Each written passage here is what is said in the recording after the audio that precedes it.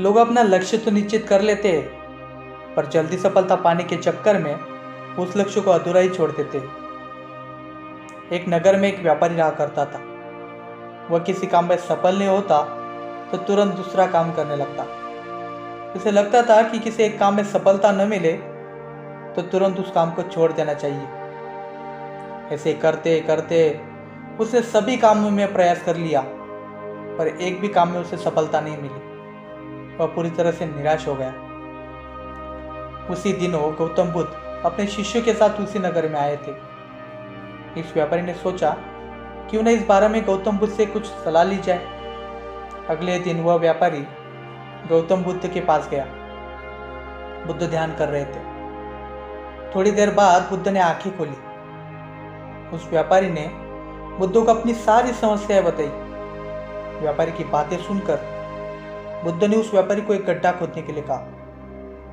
व्यापारी ने गड्ढा खोदना शुरू ही किया था कि बुद्ध ने उस व्यापारी को रोककर कहा कि मुझे नहीं लगता कि इस जगह पानी का स्रोत हो सकता है, क्यों ना तुम दूसरी जगह गड्ढा खोदो।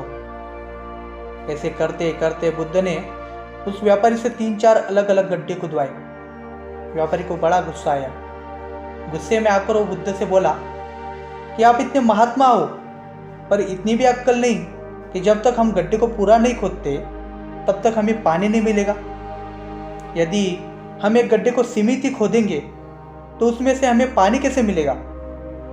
और उसमें भी हम एक गड्ढे को पूरा खोदने के बजाय दूसरा खोद रहे हैं, तीसरा खोद रहे हैं, तो ऐसे में तो हमें कभी पानी मिलेगा ही नहीं। व्यापारी की यह बात सुनकर बुद्ध मुस्कुराए और बोले, तुम जो समस्या लेकर आए थे उसका जवाब तो तुम्हारे पास ही है। जैसे पूरा गड्ढा नहीं खोदा तो हमें पानी नहीं मिलेगा, वैसे ही यदि तुम एक काम पूरा नहीं करोगे तो तुम जीवन में कभी सफल नहीं होगे। आजकल हमें भी सब कुछ जल्दी चाहिए होता है, इसलिए हम सभी चीज़ों को एक साथ करने की चेष्टा करते हैं। हमें लगता है कि यदि हम सब कुछ थोड़ा थोड़ा करेंगे तो जल्दी सफल हो जाएंगे, पर परिणाम उसका विपरीत होता है। सब कुछ करने के चक्कर में हमारा एक भी काम पूरा नहीं होता और हम सारा इल्ज़ाम दूसरे के ऊपर थोप देते हैं।